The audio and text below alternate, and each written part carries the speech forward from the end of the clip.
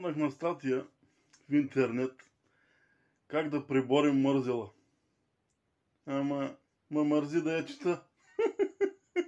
Казват, че във виното била истината.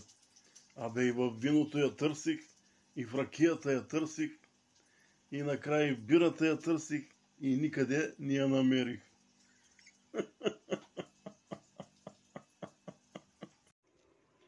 Пияните и лудите Господ ги пазил. Затова първо пия, а после откачам. Един минал през село и блъснал с колата кокошка. Слязал, поогледал се, хванал кокошката, меднал в багажника и таман да тръгва, се чул глас. Кога сега? В болницата ли ще я носиш?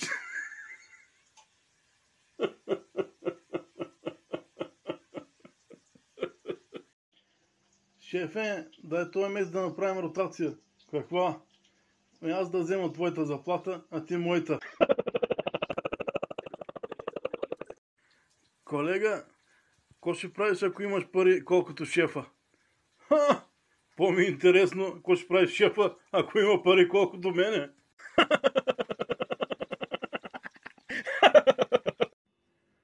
Когато те похвалят и ти кажат, че само ти можеш да свършиш дадена работа, да знаеш, че не са намерили по-голям будала.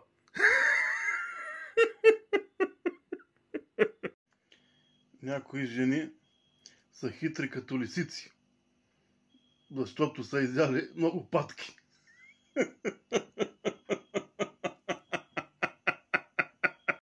Ало, полицията ли е?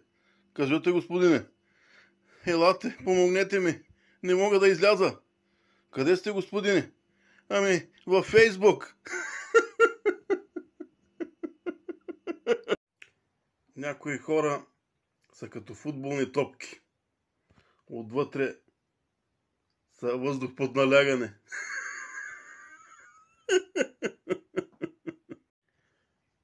Попитали радио Ереван каква е разликата между руската сватба и руското погребение. Ами, пияните с един по-малко. Колкото повече пиеш, толкова по-малко помниш.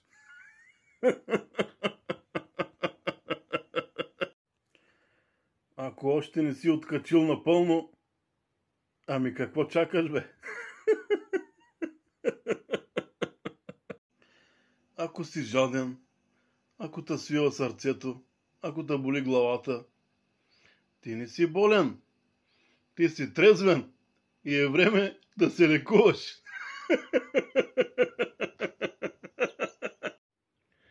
Тате, какво е диктатура? Като пораснеш, сине, като се ожениш, ще разбереш.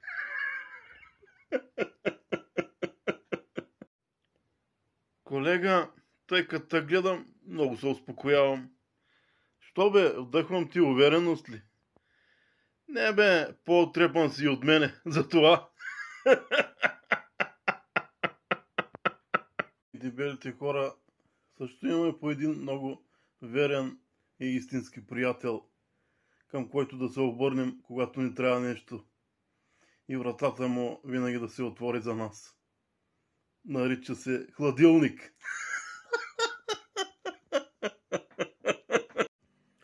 Жена към мъжа си. Къде отиде ракията, бе? Каква ракия? Ами, тук имаше едно 6 ракия. Лекувах се раните с него. Какви рани, бе? Душевните.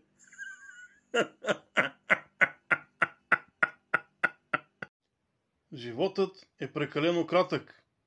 Няма време за изтрезняване.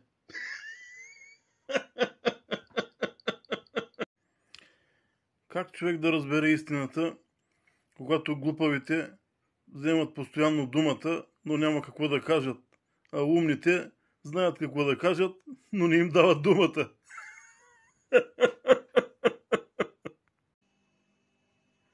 Заплатата е утешителна награда за тези, които не могат да крадат.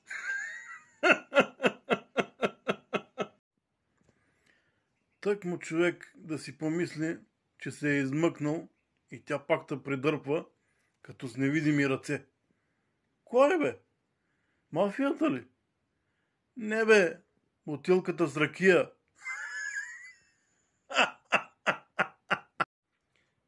Ако имаш 2 ризи, дай едната на ближния си.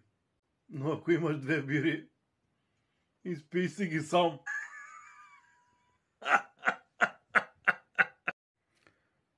Защо банката отказва да ви даде кредит? Ами, защото отивате без пистолет.